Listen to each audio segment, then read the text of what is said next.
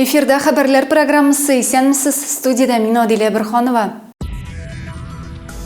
Бірге кеңешләшіп, түплі нәтиже ясауға құрылған ауыл жерліклері башлықлары семинарының шираттағысы 4 ауылны бірләштіруші яңа спас жерлігінде ұзды. Онда қатнашушылар ауылның социаль объектларында, фермер хужалықларында болып, оларының шәнлігі білен таныштылар. Семинардан біздің репортаж.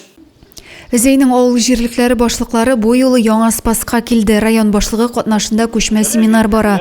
4 ауылны ирне, кіші бүсірек, ескі бүсірек, яңа спасыны бірләштірген жерлікте барлығы 330 кіші яшей.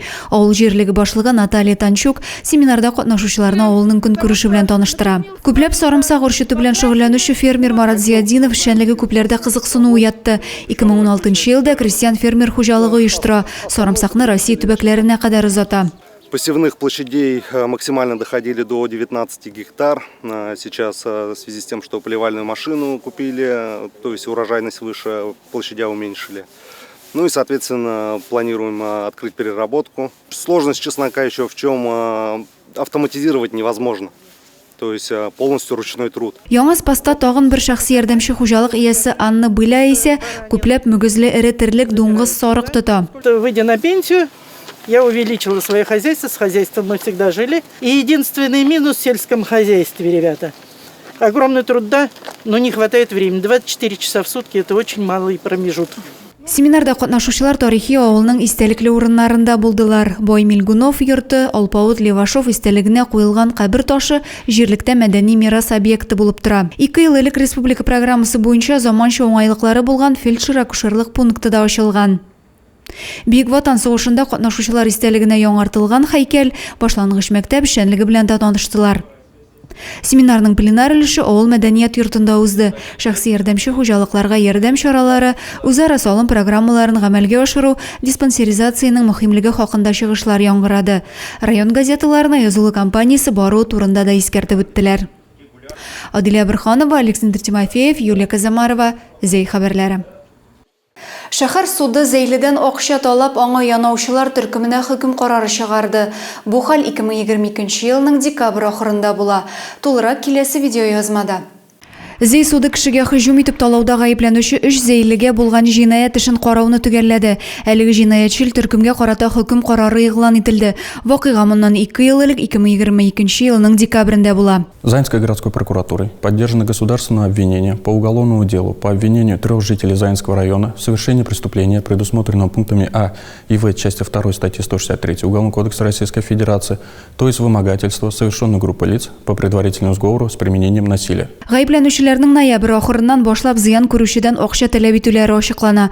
Аннары җинаятчыл төркем зыян күрүчене урманга алып чыгып кыйный. Моның белән генә шикләнми, йортына ут төртү, әнисен, үзен үтерү белән янап, зур суммада акча таләп итәләр. Күп санлы кыйнаулар нәтиҗәсендә зыян күрүче баш мие селкенүе, борын сынуы һәм башка җитди җәрәхәтләр ала. Действуя в группе лиц по предварительному сговору с целью вымогательства денежных средств, вывезли потерпевшего на пустырь возле лесного массива в районе 4-го микрорайона города Заинска, где потерпевшему были нанесены телесные повреждения с целью подавления его воли. После чего подсудимые потребовали у потерпевшего под угрозой дальнейшего применения насилия и угрозы убийством передать им денежные средства. Барлык гаепләнүчеләр дә гаепле дип табылды. Дәүләт гаепләүчесе аларны 3 елдан 4 елга кадәр ирекләреннән мәхрүм итте. Җәзаларын гомуми режимлы төзәтү колониясендә үтәячәкләр. Һава температурасы күтәрелү сәбәпле сулыклар өстә әкренле боз белән каплана башлады. Көзге боз, көзге калынлыгы булса да ышан диләр. Әлегә аның ышанычсыз булуы турында искәртә коткаручылар. Юка бозга керүчеләр өчен штрафлар да каралган. Искәндәр Гафуров еш кына су буенда балык чиртеп утырырга ярата. Шуңа күрә көзге бозда саклану чараларын да яхшы беләм ди ул. Бозга чыгарга куркыныч. Унҗиде 20 градус булса, 3-5 көн турса, более-менее можно, уверенным можно быть. Коткару хезмәте көзге бозга керүнең куркыныч булуы хакында кисәтә. Бигрәк тә бозлык үзенә җәлеп иткән бала чаганы тыярга кирәк. Бәхетсезлек очракларын киметү һәм кисәтү максатыннан инспекторлар профилактик эш алып бара башлады. Боз кату чорында зей сулыкларында иминлекне даими күзәтәчәкләр. Не нужно выходить на лед, если его толщина составляет менее 7 сантиметров.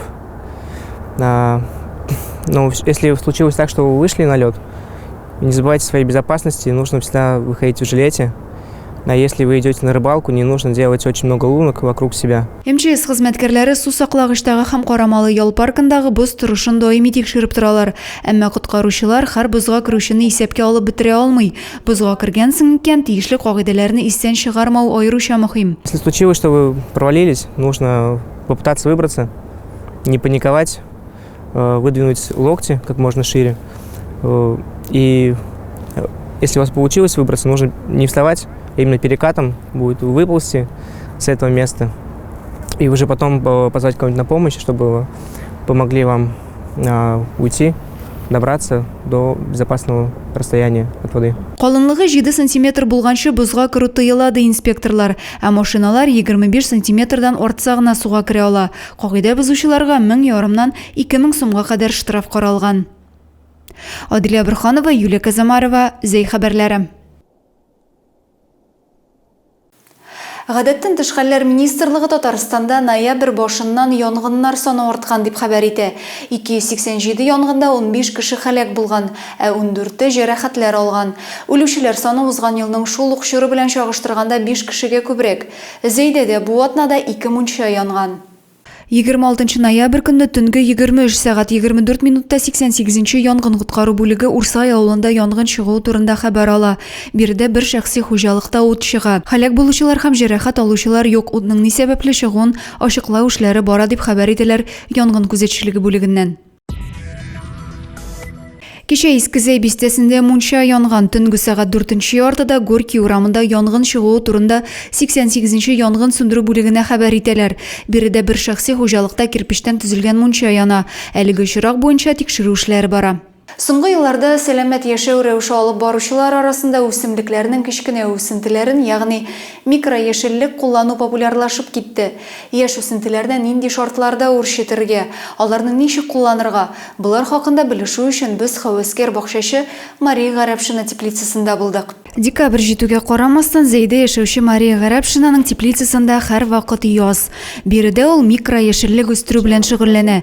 Кешеләргә файда, үземә тынычлык китерә. Яраткан шөгыле турында бакчачы әнә шулай ди. Ә орлыкларны үй шартларында да үрчетеп була икән. Семена закладываются на увлажненный джутовый коврик.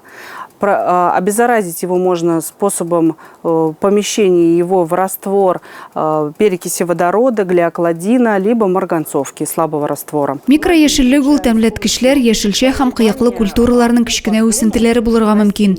Бакчачы әйтүенчә, үсентеләр аз калорияле, витаминнарга, төрле микроэлементларга бай. Самое полезное в микрозелени – это первые 2 листочка у наших ростков. Вот это микрозелень. Корневую систему можно тоже употреблять в пищу. Она является также богатой источником микроэлементов и различных витаминов. Мария Гарәпшина Витграс согы ясар өчен дә бодай үсентеләрен үстерә. Үсенте кышын 10-11 көндә өлгерә. Шулай итеп айга 2 тапкыр уңыш ала. Витграс – это сок ростков пшеницы. Пшеница должна вырасти в 12 сантиметров. Это правильный рост пшеницы. Затем мы вот эти вот росточки обязательно срезаем, перекручиваем в мясорубке и получаем, отжимая от него сок. Яшь үсентеләр яхшы тишелсен өчен билгеле бер температура һәм дымлылык булу мөһим. Махсус яктырткыч та кирәк. Ә микрояшеллек үстерү өчен борчак, кукуруз, көнбагыш, редис кәбестә тәмләткечләрдән руккола, базилик, кыяклылардан солы, бодай орлыгын кулланырга була. Алар бик күп төрле һәм һәрберсенең үз тәме, исе бар. Адилә Бурханова, Юлия Казамарова, Александр Тимофеев, Зей хәбәрләре. 2025 елның 1-нче ярты еллыгы өчен Зей фоклары һәм Новый Зай район газеталарына язылу әле дә дәвам итә. Зей яңалыкларыннан хәбәрдар буласыгыз килсә, басмаларга язылырга ашыгыгыз. Шуның белән бүгенге әзерләнгән хәбәрләр чыгарылышы тәмам. Мин сезнең белән сау булашам. Юлларыгыз файдалы үтсен, сау сәламәт булыгыз.